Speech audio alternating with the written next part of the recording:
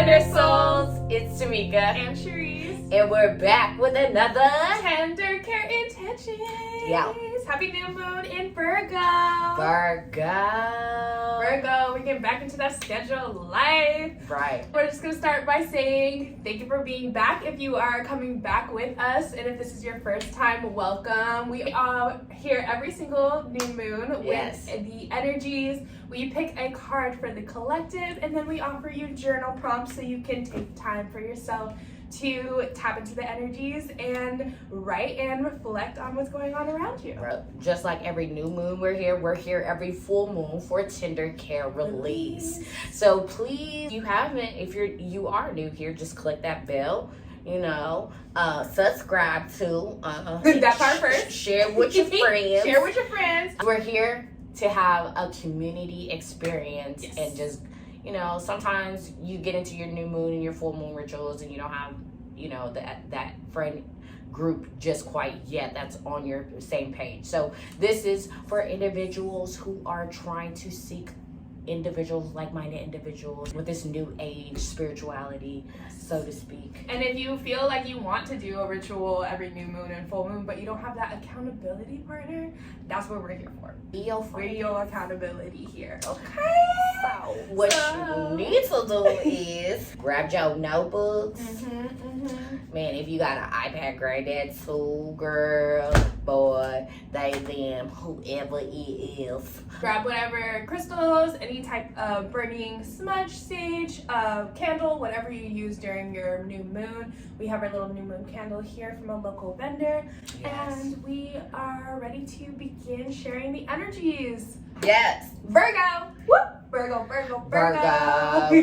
So, I just would like to say that my Venus is in Virgo. So, like, firsthand, I know what it do. Not really, though. Just know that, Virgo is like an earth sign. So, they're very grounding. They're very analytical people.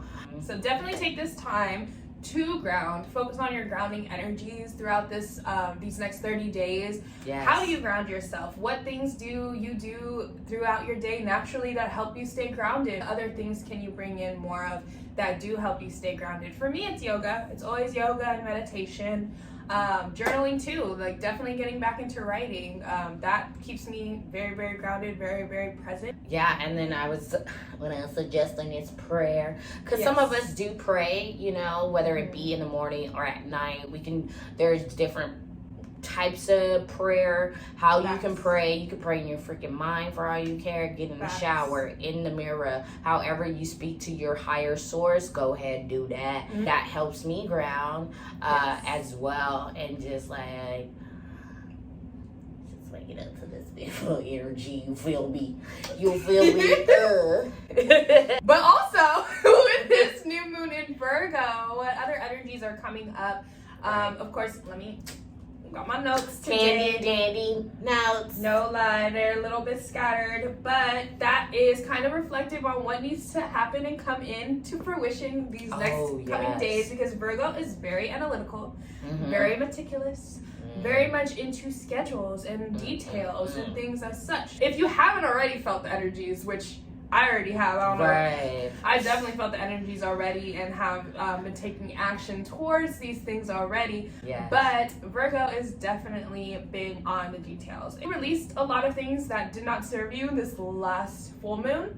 Now is the time to bring those desires and dreams into reality through scheduling. That is basically all of my job. Like, that's what I do. And like I was telling Cherise today, I was like, I don't know, like I feel a little bit more grounded in my work at my job and things like that. We've been just trying to like schedule ourselves, like whether it be like, all right, so we're gonna wake up, we're gonna do A, B, and C, we're gonna go to the gym, we're gonna everything is coming into fruition, like she said. I am definitely feeling some of that energy. Like, I revisited Love, Meditate, Write again, and like just going on there and be like, all right, so what would the schedule look like, right? What does that schedule look like moving forward now that you solidified the things that you intend to do moving forward? Now let's set a clear intention because we're analytical now. We're grounded now with this Virgo energy. What's really great about this energy too, in regards to being on a schedule, is it is a lot of going inward as well. We are in a lot of retrograde energies. Again, not an astrologer, so if you do want to learn more about that, I do suggest finding people that you resonate with on YouTube or in the world around you that know more about astrology. But based on what we've learned, a lot of these energies are retrograding and causing us to go inward and keeping a lot of those things internal. Many of these energies may not be intended to be shared with other people. This is a time to really reflect on the things that you need to change inwardly, and in regards to mindset, scheduling, routine, things that you know you need to incorporate more of into your own life, so that you can reflect it externally moving forward. This is a great time to have your journal. This is a great time to have something to write with. I know we're definitely in the technology age, so you know, we may write our notes on our phone or on our iPads and things like that, but writing it down and really seeing it in front of you is really powerful. So I do suggest having a journal, if you don't, to specifically use that as your scheduling towards your desires and your dreams.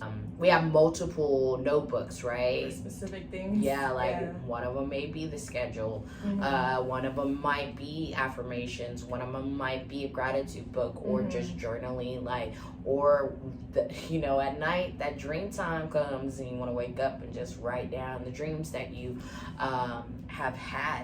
So creating a structure around the next steps that you want to see. Definitely structure is a big aspect of it. Also, just going based on the Virgo energies as well, one thing that was very highlighted personally, but also just collectively, is that Virgos, being analytical, they do really love the efficiency of technology. What I have learned about this new moon in Virgo is not only having to create the schedule, as I just said, actually that's so funny because I literally just said, oh, don't use an iPad, don't use a phone, you should use a journal. But actually, personally, what I'm being challenged in is how to utilize technology in the best ways in order to help your growth. So and then we're all being forced into the technology, right? I was sitting down with Sharice earlier, I was like, aren't we in the age of Aquarius too? She's like, yeah, technology is really big for this energy as well.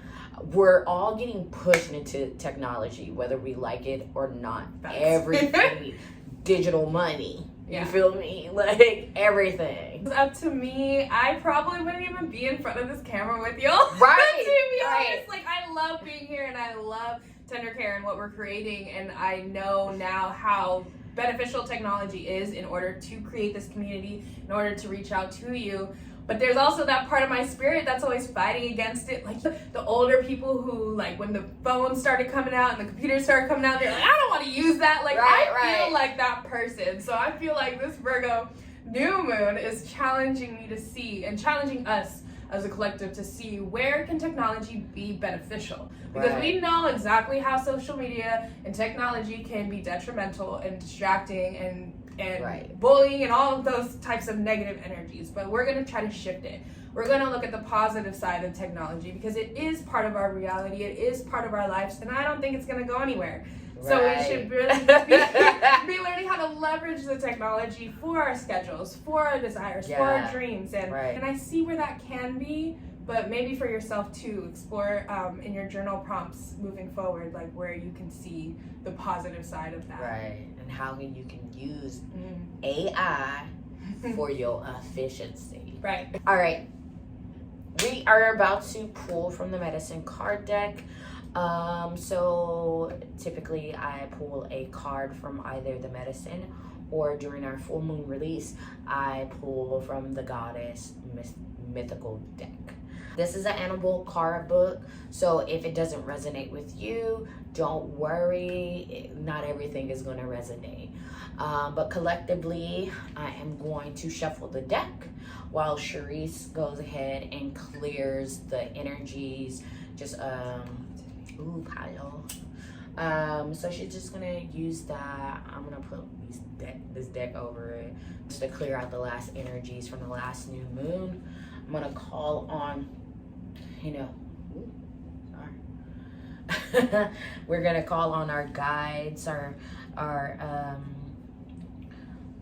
benevolent guides here, angels, God, Goddess, Jehovah, Buddha, Judah, whoever it is that you call upon. I ask that for the next 30 days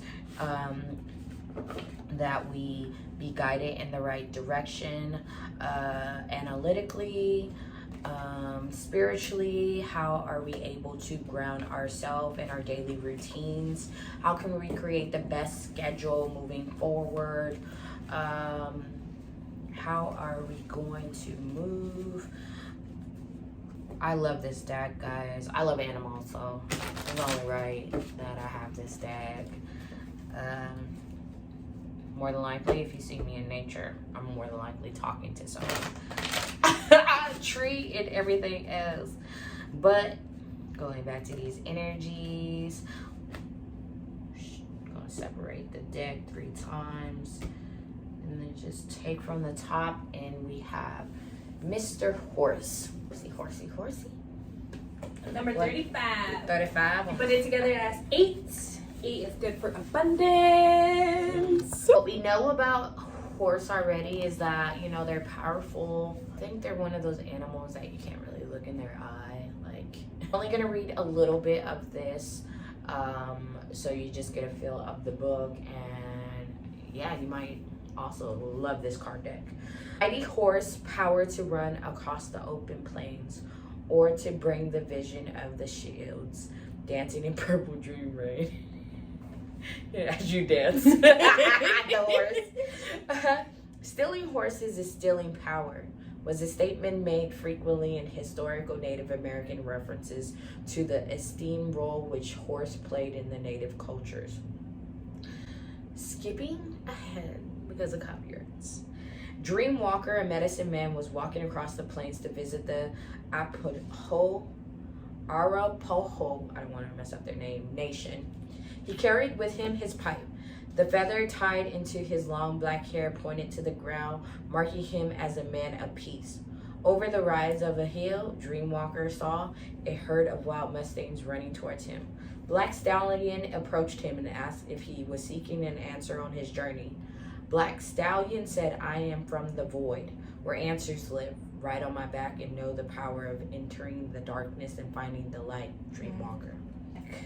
I'm going to read this highlighted point because obviously I highlighted it for a reason. Red Stallion approached, rearing playful.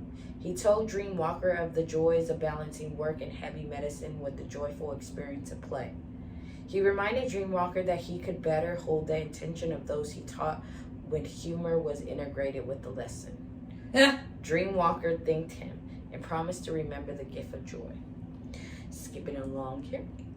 Dreamwalker, the shaman, had been healed by the visit of the wild horses and knew that his purpose in coming to the Arapaho was to share these gifts with them. In understanding the power of horse, you may see how to strive for a balanced medicine shield. True power is wisdom found in remembering your total journey.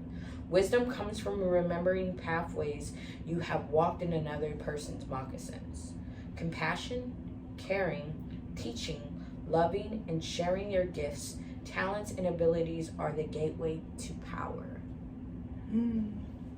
Sorry, I had to skip through a lot of that, and I was only able to read a little bit of it. But you have Black Stallion, you have the Yellow Stallion. So the shaman meets and greets a couple of horses on his path. You know, horse is just one of those powerful beings where we're being taught multitude of lessons about our power, our own power, and how to harness our own power. And going back to that Virgo energy, how can we use our power for good, right? How can we, show compassion, be a caring teacher? How can we bring joy? Because it's not only our experiences, you know, compassion has been a theme for us for this week. But if we're living in compassion, right, then like, at least towards ourselves, we're able to give that compassion to other people. So if we're bringing joy to ourselves, we're going to bring joy to other people. Wanting to be teachers, right, in the moment, like we have to be student first, right? So like I think the power of just knowing that we're individually powered by the divine, and just that's all that's needed to move in our power, right? Because like you're not weaker than anyone else, you know? Right. We are each individual pieces of that one source, right? However you want to see it.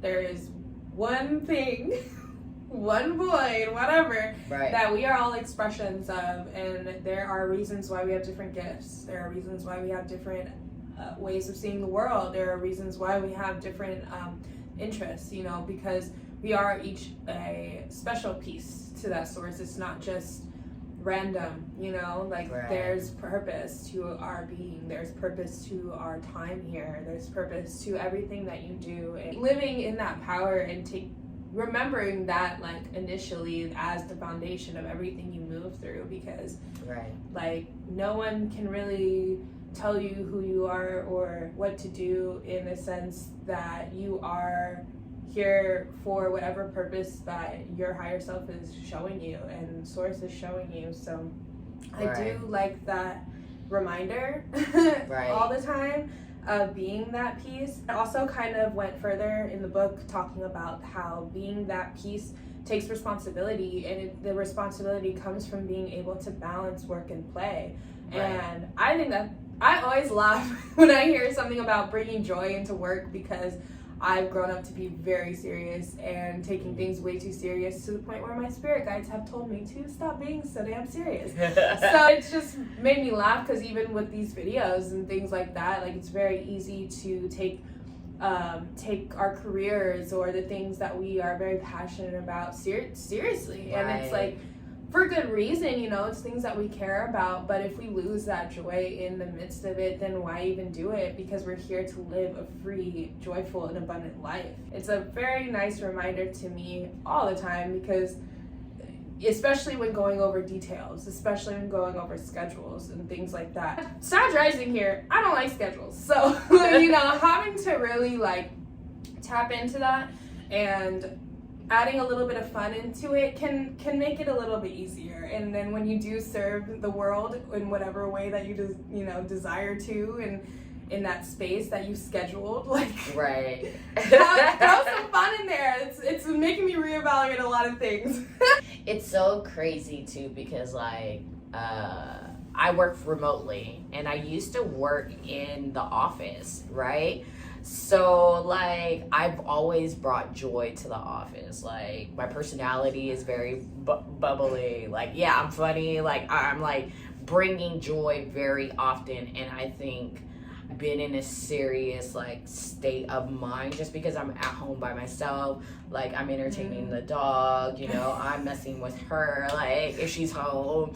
So it's just like just finding that balance of joy and play. And that was the first time like I had played with my coworkers in a very long time. We did a team building like kitchen thing. I brought tender care in the kitchen. I'm the only one who brought their own apron. It's sad. Tender care. Right. So like I'm representing.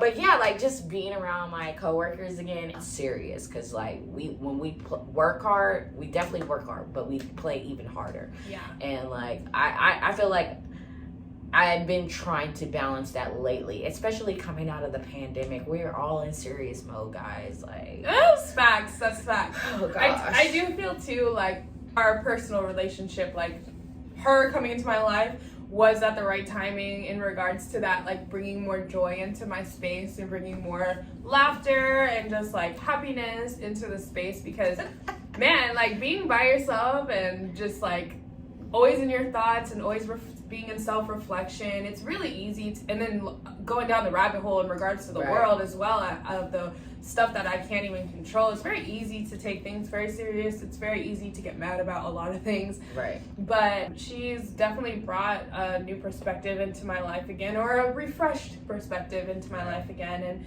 I think that's where we bring balance into each other's lives. Because also, sometimes you gotta be serious too. Right. And so like sometimes I'm like, hey, you gotta do this, you know, we gotta We gotta focus on these things and things like that. And that there's always a time and place for each, of course. But like they said, the responsibility comes down to finding the balance in both. I'm a USMC veteran, so like I know what I've been to war, so like I know what my serious looks like, and I never want to be like that serious again. Like, you feel me? Like, so like yeah, I'm balancing every day, I guess. Anything from the card reading resonated with you, please share in the comments what did in regards to the horse energy. Yeah, for sure. Moving forward, we do have a couple of journal prompts for you. If you want to go ahead and grab your journals and your writing prompts, we'll have them on the screen for you. You can pause it at any time, write them down, and then move forward. Yeah, and if you guys do want to know what this medicine card deck is, I can just let us know in the comments, and I will definitely respond back. For our journal prompts, I have 4 different questions. So find what resonates with you, and you're always, of course, more than welcome to skip the journal prompts completely and just rewrite if that is what you feel like doing. Journal prompt number 1. What does success and growth mean to you? Pretty simple. What does success and growth mean to you? 2. How may you be standing in your own way towards that success? How can you incorporate more flow into making that happen? Dang, that's a 2-part question. Yeah, it's a 2-part question. Girl. How may you be standing in your own way towards that success that you mentioned in the first one?